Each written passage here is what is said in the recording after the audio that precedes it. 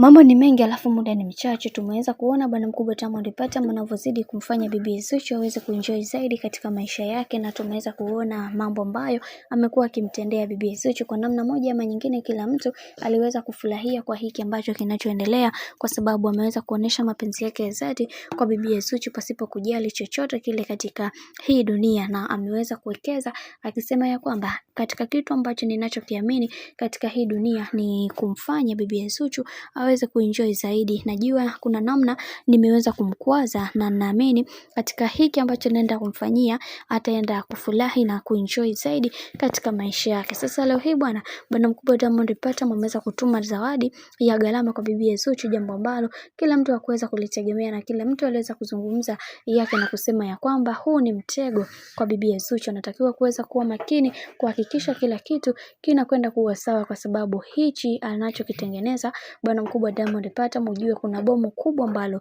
linakuja. Tunajua ya kwamba Zuchu huwa hapendwi sana na familia ya mama Dangote, lakini leo hii imekuwaje mpaka haya yote yameweza kutokea, na kila mtu amekuwa akidoubt kuhusiana na hiki, akisema ya kwamba wacha tuone mwisho haya yote itakuwaje, maana kuna vingi ambavyo vipo na kila mtu anatamani sana kuweza kuona bibi Zuchu akiwa na amani na furaha katika kila hatua ya maisha ambayo anapiga. Wacha tuone mwisho haya yote itakuwaje, kwa sababu kila mtu anatamani sana kuweza kuona maisha ya bibi Zuchu yakiwa katika misingi na mikakati iliyo bora zaidi, kwa sababu kila mtu hakutamani sana kuweza kuona maisha ya bibi Zuchu yakitaabika zaidi katika maisha yake. Najua kuna wengi watajiuliza maswali mengi kuhusiana na hiki ambacho kinachoendelea kwa sasa, hivyo tuendelee kupeana moyo kuweza kuhakikisha kila kitu kinakuwa katika misingi na mikakati iliyo bora, maana kila mtu anaamini ya kwamba Zuchu ni bora kwa bwana mkubwa Diamond Platnumz. Mimi nikusihi kama ndo mara kwa kwanza, basi usisahau kusubscribe, ku like, kushare pamoja na kucomment.